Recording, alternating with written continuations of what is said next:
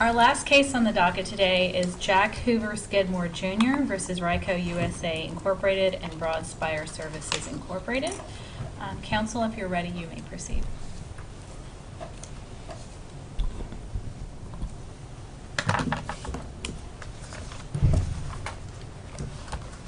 May it please the court?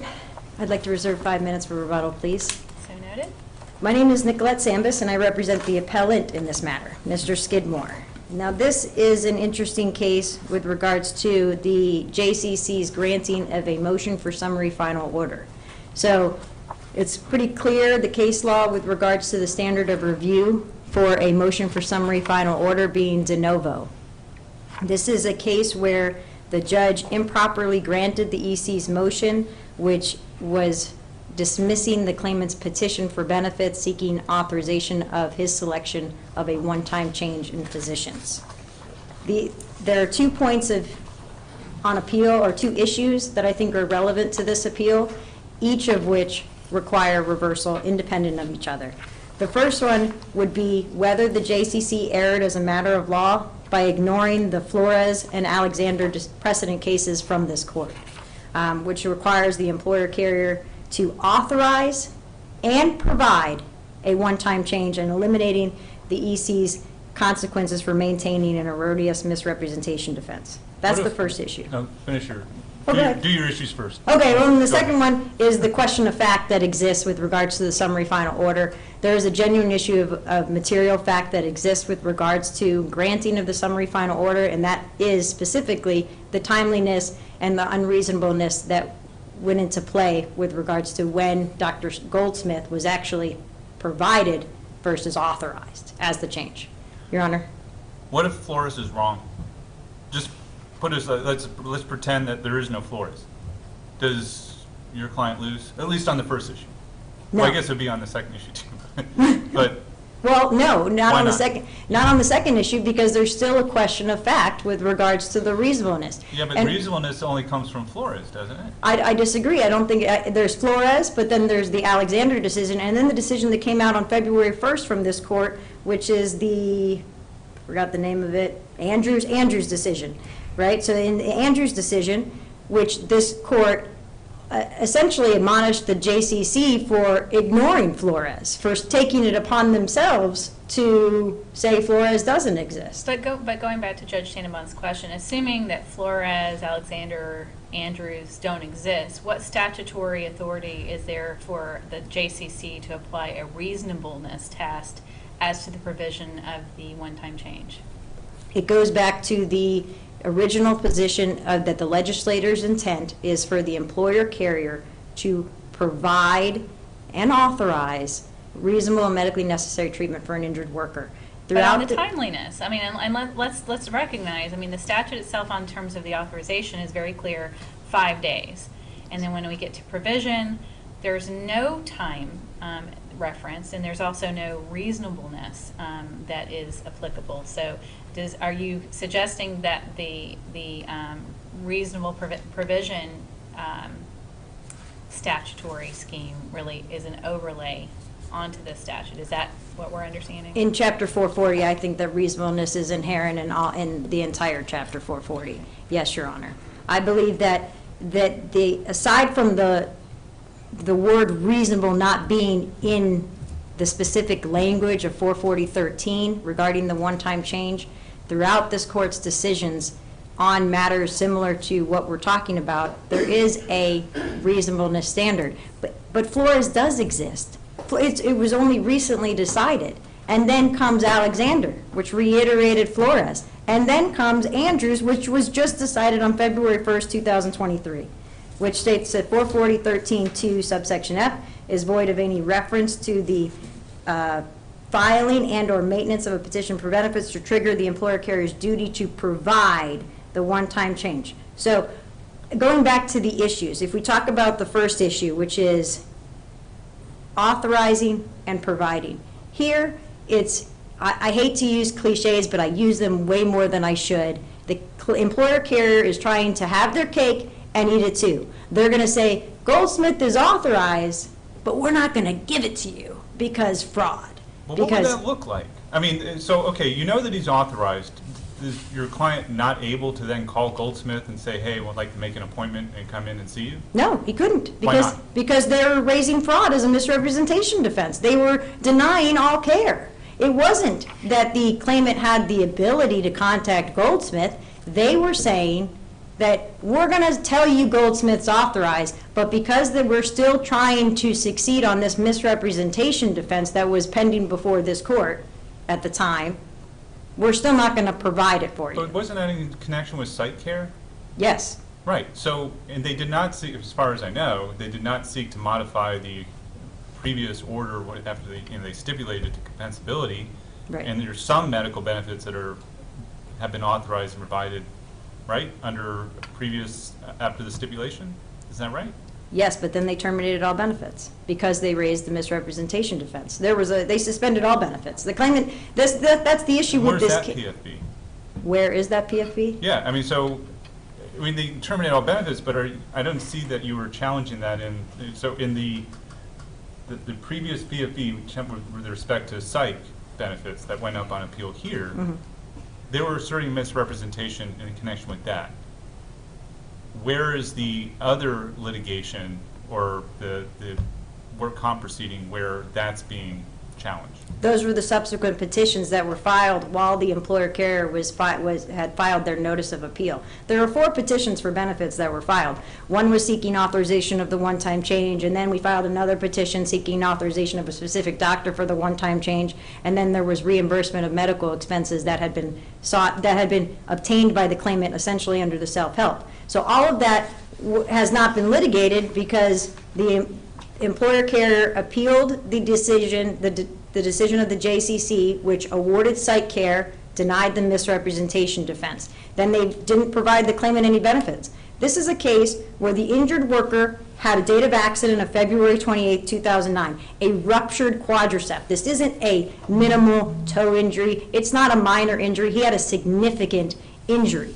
The employer carrier did not provide any medical treatment for a significant... Let me interject a question. Yes. If they had succeeded in their fraud defense, it would have been a complete bar to all benefits. Yes, correct? Your Honor. All 4 PFBs would have been gone. That's right. So what if they had provided the doctor while the appeal on the fraud defense was pending and then had won that appeal?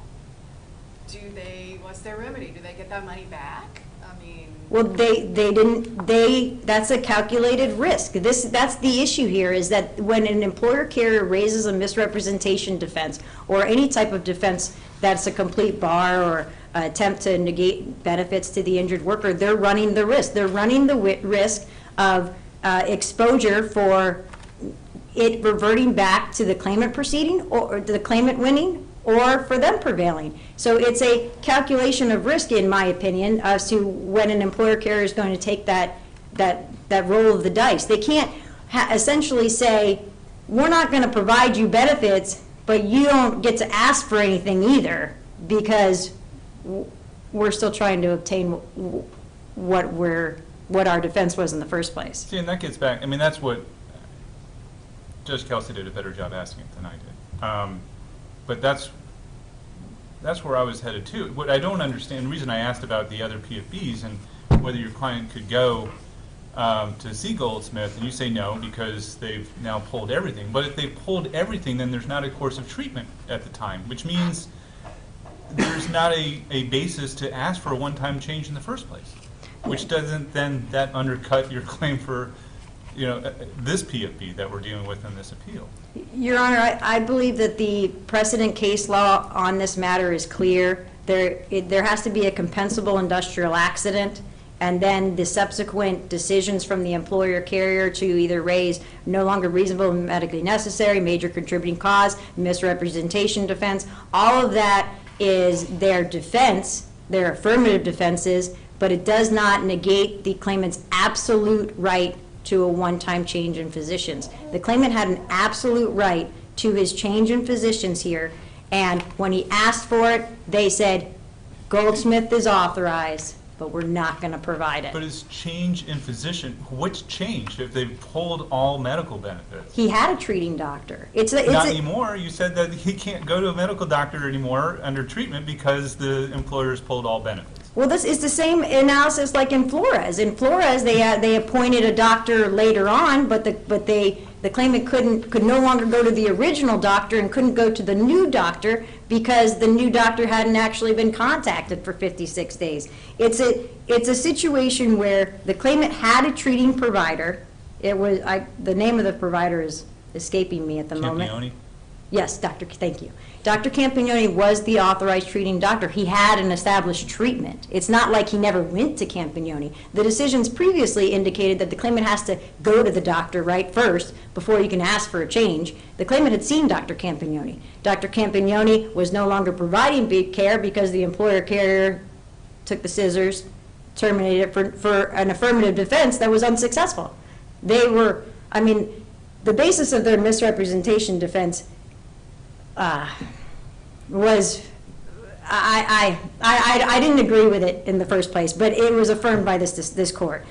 Regardless of that first issue, the authorization versus provide, that still goes to, there's still that second point, which is on a motion for summary judgment, the standard is there has to be no genuine issue of material facts. And the facts have to be so crystallized that the movement is entitled to a granting as a matter of law. And I'm glad you're there, because is there any question of fact of when the doctor was actually provided under Flores, and it happened after mandate issue, correct? Is there any question of the actual timing of that? No. You No. mean as far as like if it was Monday January versus 1st, Saturday? Right. No. So the timing of it is not in question, right? The reasonableness of that time is at issue. And the JCC couldn't determine that as a matter of law, based on the facts, the material facts in front of him? That is the dispute of a material fact. It's not, that it has to go to a final hearing. Yes, the judge of compensation claims is the trier of fact, but you can't, but the standard for a summary judgment is that there can't be a dispute into a material fact. And But what were the disputed facts, though, as to whether or not, again, assuming application of Flores, this was a reasonable delay in the provision of the physician? What facts remain? What else did the JCC need to know at this point? needed to hear the arguments as to why that was unreasonable versus reasonable. But what facts? We're talking about genuine issues of material fact. What facts needed to go into that hopper for the JCC to make that determination? I would say the fact of whether whether the employer carrier was required to provide a doctor when the first ECA issued the PCA decision, when the mandate came out, or a month later when it did. Isn't that a legal determination? I don't think Of that. like when what the law requires. I mean, again, I'm not hearing any material facts that go into the calculus. The record does not establish when specifically that appointment with Dr. Goldsmith was in January. The claimant does not argue it in the response to the summary final order, nor in the motion for rehearing. Is it But- disputed? The date? Yeah, what evidence did your client put into evidence to put in dispute the question of reasonableness such that the JCC overlooked that and made a legal determination, I guess, on what you say is a disputed fact that he needs witnesses to come testify to? It is my understanding on the case law that the term reasonableness, that is a question of fact. That I understand what your honors are asking me as far as like, was it Monday or Saturday, and is that the dispute? I'm thinking that that's the question that you're asking me.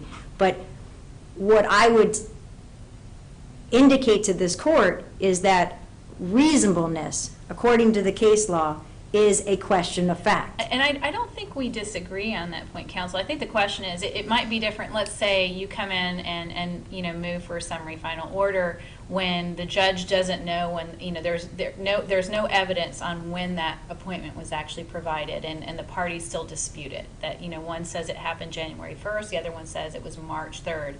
JCC couldn't resolve that at that point. But when everyone says yep, or at least doesn't dispute that it happened in January of 2022, what then? What more facts have to be developed under Flores for the for JCC to be able to determine, yeah, this was reasonable, this wasn't reasonable? Well, I think it goes back to it's the movement's burden. It's the employer carrier's burden to establish that. it's not the claimant's burden to establish what date it was provided a benefit, and that was never in the record. It wasn't from the employer carrier establishing all the necessary elements to prove that they were entitled as a matter of law to the judgment. It's not a determination for this court at this stage when it was just a motion for summary final order arguing that the employer carrier established all the necessary facts when they didn't. They didn't establish all the necessary facts, and that question of reasonableness is an element that is a factual determination that has to go to a merits hearing as opposed to just being decided on the pleadings for a summary final order. A merits hearing what would that look like? I mean, what would be presented? It would be presented when the appointment was provided versus authorized, the same that occurred in Flores. Well, that's just a time period, and it's a question of, is 7 months reasonable, is 2 months not reasonable? Is that what you're? That's the reasonableness issue. In Flores, there was a motion for summary final order, and the judge denied the motion for summary final order because he found that there was a question of fact in dispute, the reasonableness, whether it was reasonable. And so if the claimant submits testimony from an expert that says it's unreasonable, I don't know what that looks like, but it's a question of fact. And that means that you can't grant a summary final order. And I see Right, but that what makes a JCC better qualified to determine what's reasonable than us? the case law. Well, but that gets back to the question, and we can address it in your rebuttal, but that gets back to, isn't Flores wrong? Flores. Doesn't amend the statute. It sounds like it's amending a statute, and it sounds like we have to get to work amending the statute further to clarify what the burdens are. Well, it's not this court's duty to amend the statute, Your Well, Honor. apparently it is, because that's what Flores did, it seems like. I think I should respond, if I may. I think the legislator is responsible for amending the statute. This court interpreted the Flores decision in the appropriate way. And I'm not just saying that because it was my case. I'm saying it because it said authorize versus provide, and that's what this court determined, and then the subsequent cases have not changed it. The Florida Supreme Court did not adjudicate the issue. It remains good law. Thank you. Thank you, counsel.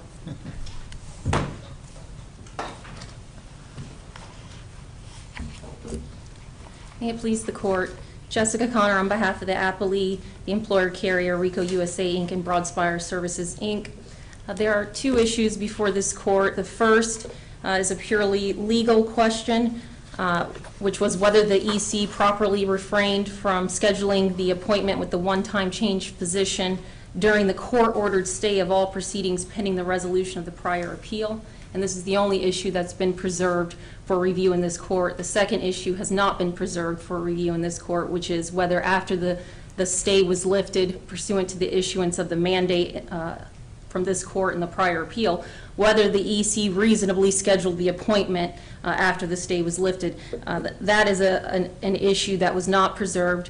As to the first issue, which was a clear question of law for the JCC to resolve at the hearing on the motion for final summary order, there were absolutely no disputed issues of fact. It was undisputed that the EC denied the one-time change because of the fraud defense that was currently pending on appeal. It was undisputed that a stay had been entered in order for the EC to maintain that defense. Can you remind me, what did the EC say specifically to deny the one-time change? It was a denial based on fraud. So was it a separate, so there's the email appointing Goldsmith. And is it the only thing that's stopping the claimant from going to Goldsmith at that moment? It's setting up their own appointment is what opposing counsel has already said. The only thing stopping it was the employer's, I guess, denial on this misrepresentation? Well, presumably the claimant could have gone if they'd wanted and then what would sought reimbursement later potentially, I suppose, but it was in denial. It wouldn't have been authorized. It was authorized in writing pursuant to the statute, but the EC had to, in order to maintain its fraud defense, it couldn't then provide the appointment because that would constitute a waiver. Because you can't dispute that no benefits are required, or that the claimant is not entitled to any benefits, which was the dispute that was currently on appeal. That the EC was saying, you're not entitled to any benefits because you committed fraud. How could you then provide benefits in the lower court, which is completely contradictory to the position of the EC that you're not entitled to any benefits? And so that could be constituted a waiver because actions in the lower court can be deemed a waiver of the defense that you're not entitled to any benefits. So in order to preserve the defense that was then pending on appeal, the EC properly moved for a stay, asserted the defense in order to preserve it, and then moved the court, the JCC, to stay all proceedings pending the outcome of the appeal. And if they lost, if the EC lost on appeal, which ultimately it did, the intention all along was to then provide Dr. Goldsmith, of course. But when the proceedings were frozen in time, basically, by the stay, which is the point of the stay is entered to protect the appellant's rights. There would be no point to proceeding on appeal to dispute the provision of benefits if you're just going to voluntarily provide them. So the stay was entered. The entire purpose of the stay was to maintain the status quo, preserve the right to dispute the claimant's entitlement to benefits because of fraud, and protect the appellate remedies that they might get if they prevail. So that was the purpose of the stay. Was the, go ahead. No, What was please. the claimant's position on the motion to stay? There was no opposition, absolutely no opposition. And that's why some of these arguments about, well, we still needed care, there could have been harm because we're still entitled to care despite the appeal. Well, those are arguments that should have been raised in opposition of the stay. And another question, what proceeding was being stayed at that point? All of the proceedings before the JCC. Was an authorization of a one-time change, was that a proceeding? Yes, we would argue it absolutely At was. that time, was there a PFB for the one-time change, or? At the time that the EC provided the written authorization via email, there was no stay entered. So they wanted to make sure they complied. The stay hadn't been entered yet. They complied with the 5-day requirement, sent the email immediately saying we authorized Dr. Goldsmith. That same day that they sent the email saying we authorized, or actually the same day that they filed the motion to stay, the claimant immediately filed the petition for one-time change. So then they proceeded to or actually there was no hearing on the motion to stay because there was no opposition. So the JCC just ruled based on the motion and waited the 15 days to see if there would be any opposition to the stay. There was no opposition. So of course, the JCC entered the stay. There was no challenge to that below, or there was no challenge on appeal. So that issue is entirely waived, whether it was proper to enter the stay. Okay, and Ben, moving from there, we've spoken a lot about Flores. Is Flores dispositive in this case, and is it binding? Flores is not dispositive in this case. Flores is completely distinguishable because Flores might be on point if in that case, like this case, there had been a stay and a defense of fraud. But in Flores, what happened was the employer completely did not dispute entitlement to benefits. The employer said, yes, you are entitled to this one-time change. We authorized this doctor, and we fully intend to provide you an appointment, and then for some inexplicable reason, didn't provide it for 56 days, just sat on their hands. They didn't assert any defenses. None were raised. It made no sense in Flores why you would wait 56 days to provide the doctor when you're not disputing it at all. There's no appeal. There's no stay. In our case, it's completely different because there was a dispute to all benefits based on the fraud defense, and there was, on top of that, a pending appeal on that defense, and on top of that, a stay was entered. So Flores is inapplicable here. It's a completely different set of circumstances. In this situation, the EC acted entirely properly by maintaining its defense that was pending on appeal in order to protect its rights in the event that it prevailed. Well, but just to finish that thought, I mean, doesn't it have to apply? Because if Flores doesn't apply, wouldn't you agree that the EC discharged its duty under the one-time change statute just by naming the doctor? There would be no dispute. Correct. Absolutely, Flores applies to the extent that you have to authorize and provide. Yes. Right, so there would be no dispute in the lower tribunal or here unless Flores applies. I'm trying to make sure I I know I'm understand your saying a lot of question. negatives. Flores has to apply for there to be a dispute about whether the doctor was provided rather than authorized. I'm not Or sure. let's I'm not say exact- identified. I would say the JCC could still look at the elements that were in play in Flores and apply Flores to the extent the provision of the actual appointment, it has to be reasonable. It has to be done in a reasonable manner. But that's- In a reasonable manner. What if Flores is wrong? If Flores And is, we choose not to follow Flores? Well, if And we Flo- just apply the statute as it's been written? well, the statute doesn't have any time frame, and it doesn't Exactly. use the word reasonable. It just says authorized, which It it just sounds says like your client authorized. did. Exactly, the employer did authorize and complied to that extent. And on top of that, it did provide. It ultimately did provide the appointment. It Well, just, assuming that provide is synonymous with, or, let me ask you, if I may. So, with respect to Campione, was the carrier making the appointments for Campione on behalf of the claimant? Campione was before the fraud defense was I know, raised. Right. So, So- when she was just getting a course of treatment with Campione, was the Yes. carrier making the appointments for her? I'm not sure the answer to that question. I'm assuming that Campione was authorized because the employer did stipulate to compensability at Sure. that time. And he's so I authorized. assume Was that it- that was authorized and they were treating and paying for Right. Was she Dr. not free to Campione then contact Dr. Campione herself? or Dr. himself? Goldsmith? I'm sorry? Or do you No, mean- was the claimant not free to contact Dr. Campione and set up an appointment once after, as part of the course of treatment? She was seeking a one-time change from him. Oh, Back up, just not talk about Goldsmith, just talk about her original course of treatment before she asked for a one-time change, before you asserted a fraud defense.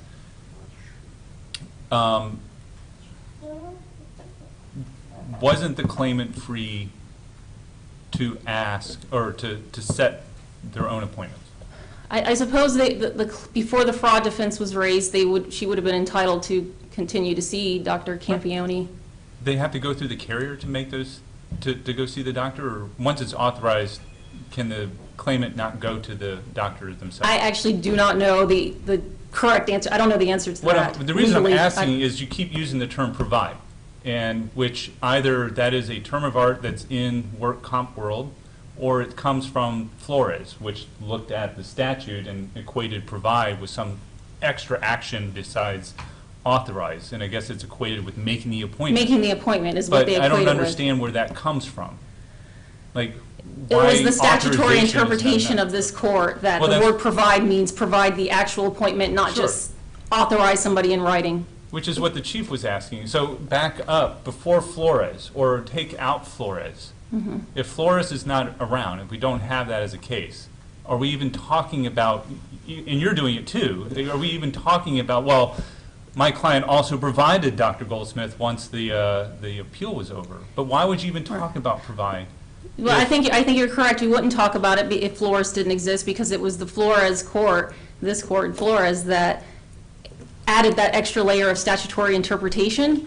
And if that doesn't exist, this court would be free to interpret the statute differently, presumably if Flores didn't exist, and find that there is no additional act required after written authorization according to the exact language of the statute. So, And aren't we free to follow the statute now, notwithstanding Flores? well, Your Honor, this court has the ability to deviate from its own prior opinions. I believe Flores was not a Florida Supreme Court case, so I think the court would be free to deviate if it chose to do that. What if Flores is distinguishable? If Flores is distinguishable on its facts, material facts, do we still have the authority to just, you know, as vigilantes of bad law, go say, well, while we're here, we don't like this case? I think Your Honor does not have to entirely deviate. You could find that it's distinguishable. I think it is distinguishable.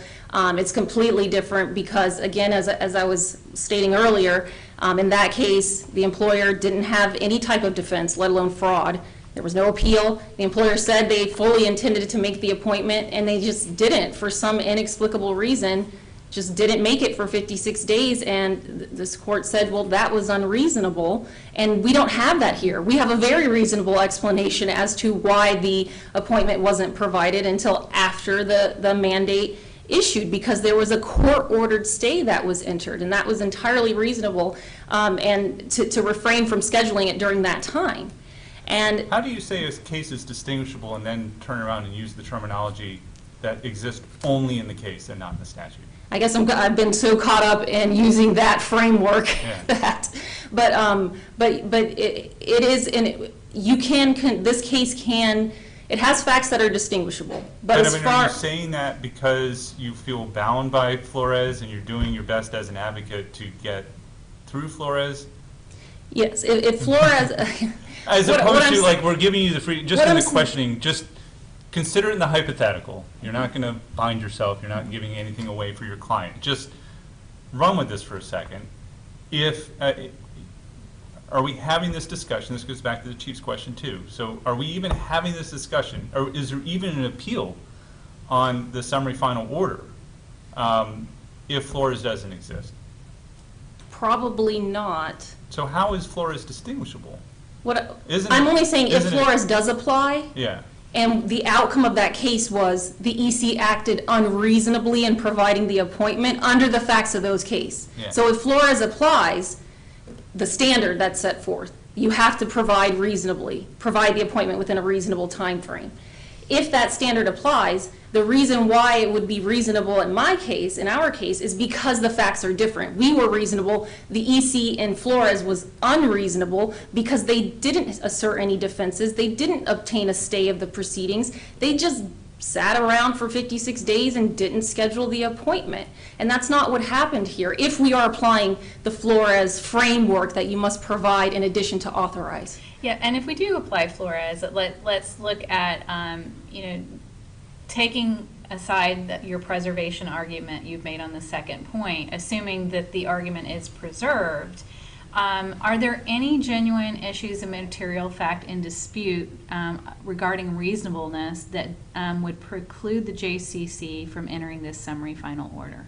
Absolutely no disputed issues of fact were identified by the claimant below. Using the phrase, the boilerplate vague statement that disputed issues of fact exist is not sufficient. You have to tell the JCC specifically what are the alleged disputed issues of fact. Using that phrase, those magic words, doesn't tell the JCC.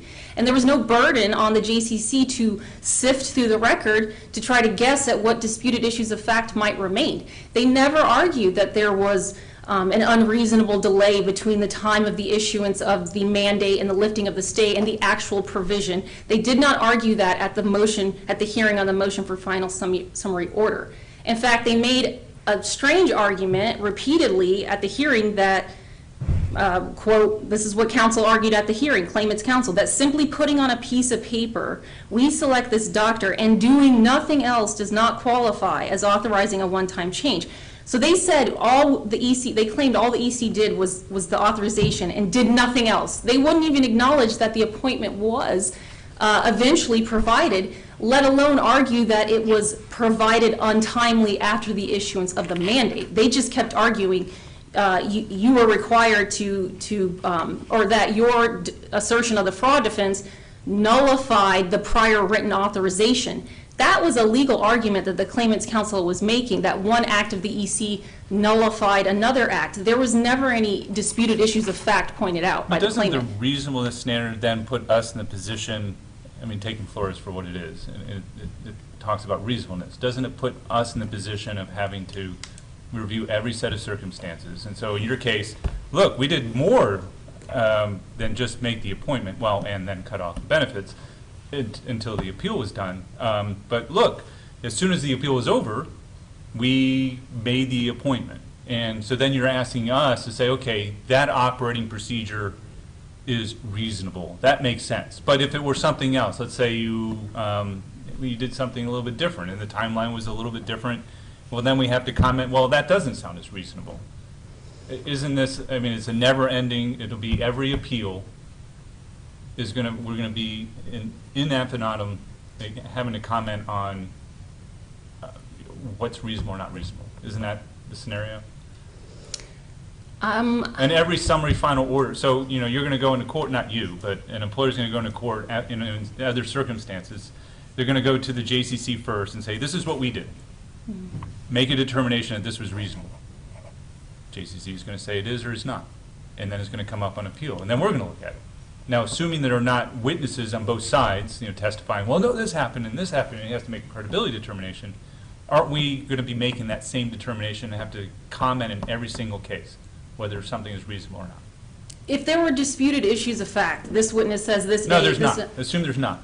If there's no disputed issues of fact, then the JCC absolutely can determine reasonableness as a matter of law. If Which the means that facts are we can- crystallized. Which means that then we can comment on whether it's reasonable as a matter of law on appeal, right? Well, yet you would have de novo review to determine whether that was a correct legal conclusion. So then ultimately the question here, maybe, or in the alternative, is was your scenario, what you did, reasonable as a matter of law? And in this case, that has to be found because it was never, there were no disputed issues of fact found, or raised, I should say, by the claimant. There were no disputed issues. And the argument that there were disputed issues of fact regarding the reasonableness of the timing of the provision of the appointment was not raised until rehearing. So it was waived. The JCC didn't even have an opportunity before entry of final order to consider, is there some sort of dispute over reasonableness? It wasn't raised. But as a legal matter, when entering the order, the JCC did determine that this was reasonable. Yes. Right. And then it comes to us, and the question is, so your opposing counsel disagrees, thinks it's unreasonable, and we have to make a determination as a matter of law on these facts, undisputed as they are, whether it was reasonable. And I Right? think it is a very easy determination for the court to make as to reasonableness, because the only issue is whether it was the EC was required to make the appointment during the stay. And that's just a legal determination, what the effect of the stay was. Because nobody argued, the claimant did not argue before final order was entered that there was any type of question. It was undisputed that it was the EC acted reasonably once the stay was lifted. That was not disputed at all. This court doesn't even need to reach that question. It's just a strict legal question. Was it reasonable, was it proper for the EC not to provide the appointment during the stay? Because any other question as to reasonableness was waived. It wasn't until rehearing that the claimant made the specific argument that once the stay was lifted, the EC dragged their feet and should have provided it sooner than January after the December mandate.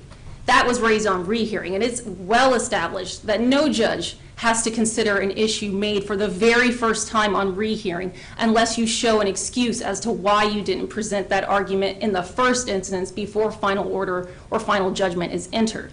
And there's been no argument in the initial brief that there was I see my time has expired. You may finish your thought. There was no argument in the initial brief that the JCC erred by failing to consider an argument raised for the very first time on rehearing. So it's been waived on appeal as well. You have to show exigent circumstances as to why the JCC should have considered that argument for the first time on rehearing. It was never argued in the initial brief. For those reasons, we would request that the final order below be affirmed. Thank you very much. Thank you, counsel. I'll ask the clerk to add a minute to the appellant's time, please.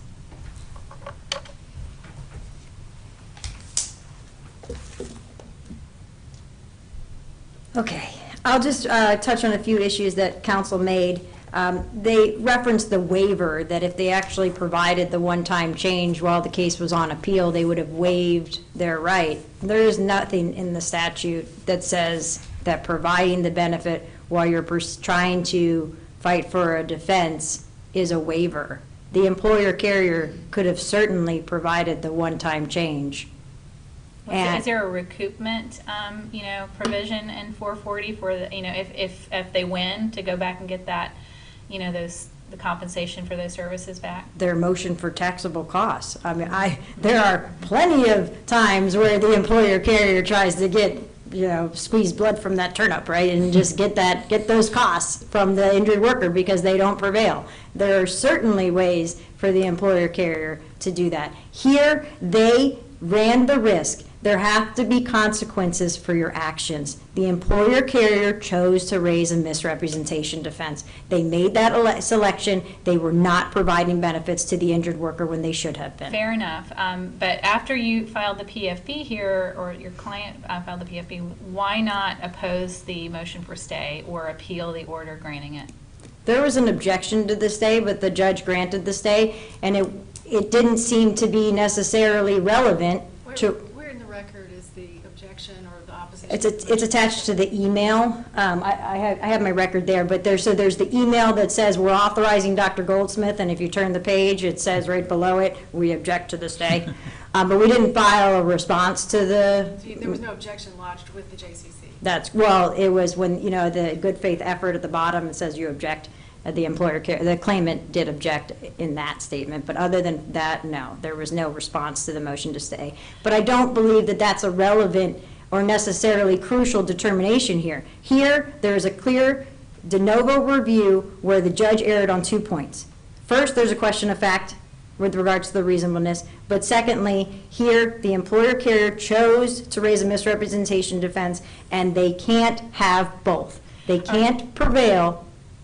And I hear your argument. I just want to make sure I ask this question of you Yes. as I did the appellee. Is there any decisional path in this case that doesn't go through Flores? Yes, Your Honor, I believe that Flores is good law. For Flores, the JCC is bound by the decision of Flores at the time this decision was granted. That's first of all. But second of all, yes, because of the misrepresentation defense. They raised the misrepresentation defense. They denied all benefits. So to say that they get to authorize a one-time change with Goldsmith regardless of Flores, yes, is an interpretation of the statute, but the statute still says that the one-time change is mandatory. It shall be provided. Here, it's just like if the employer carrier denied temporary indemnity benefits, say lost wages, and the claimant goes to an appeal and wins that appeal on temporary indemnity benefits, then they have to pay back due benefits. It's the same thing. It has nothing. It's independent of Flores. There is still the requirement that if the employer carrier is unsuccessful with an affirmative defense, they have to deal with the consequences. They have to pay back benefits. They have to pay penalties and interest. The same thing applies here. They denied the misrepresentation defense. The claimant was entitled to the one-time change. The judge erred as a matter of law. Was the carrier, going back, Dr. Campione, was the carrier making the appointments for your client? And that brings me to my other point that I'm glad I get to answer. So you reference, is it work comp lingo providing? Yes, in most cases, the claimant cannot contact the doctor. There has to be contact from the adjuster where the employer carrier authorizes and provides that doctor. Me as an injured worker or my client here, Mr. Skidmore, who's a man, not a female. I know, and I apologize. That's I okay. realized after he said it. That's all right. He could not contact, that's not in the record, but that is a typical practice in workers' compensation where the injured worker has to have that provision of benefits. It's not just a random word. And I respectfully request this court to reverse the motion for summary final order. Thank you. Thank you, counsel. Thank you all. This court will adjourn.